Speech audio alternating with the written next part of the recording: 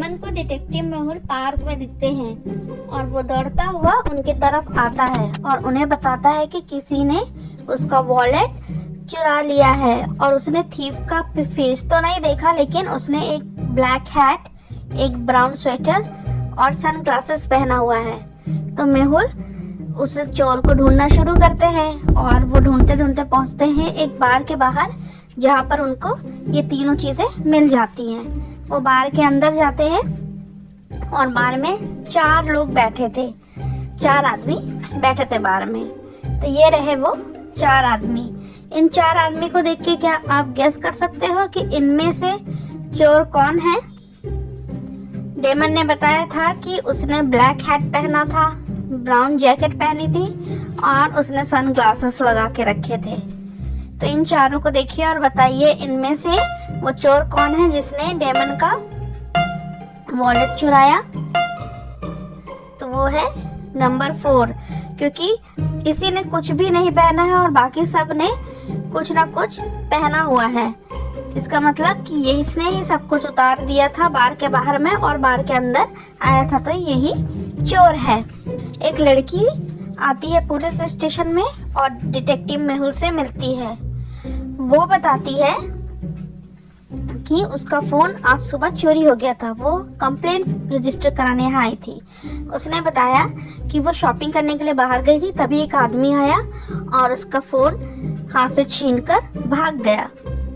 तो detective Mehul CCTV footage देखते हैं। उनको 3 लोगों पे शक होता है, 3 सस्पेक्ट मिलते हैं। तो तीनों को इंट्रोगेशन के लिए बुलाया जाता है और तीनों कहते हैं कि हमने कुछ नहीं किया, हम बेकसूर हैं। तो डिटेक्टिव मेहुल तीनों से तीनों के फोन मांगते हैं। तो तीनों अपना फोन तुरंत दे देते हैं और डिटेक्टिव मेहुल तुरंत पहचान जाते हैं कि इनमें से चोर कौन है जिसने उस लड़की का फोन चुराया था। तो क्या आप भी देखकर बता सकते हैं कि इनमें से वो चोर कौन है? ए वाला, बी वाला या सी वाला आदमी? तो चोरी की है बी वाले आदमी ने। कैसे? क्योंकि जो लड़की आई थी उसके पास जो डॉगी था उसी का वॉलपेपर इस फोन में है। इसका मतलब ये उस लड़की का फोन है और इस आदमी ने उसका फोन चुराया था, इसलिए उसके पास से ये फोन मिला जिसमें उसके डॉगी के फोटो है और यही चोर है। एक चोर कियारा के घर में घुस जाता है और वो कुछ चीजों को चुरा लेता है और वहां से चला जाता है। तो पूरा घर अस्त व्यस्त था, वहां से कुछ चीजें चोरी हुई थी।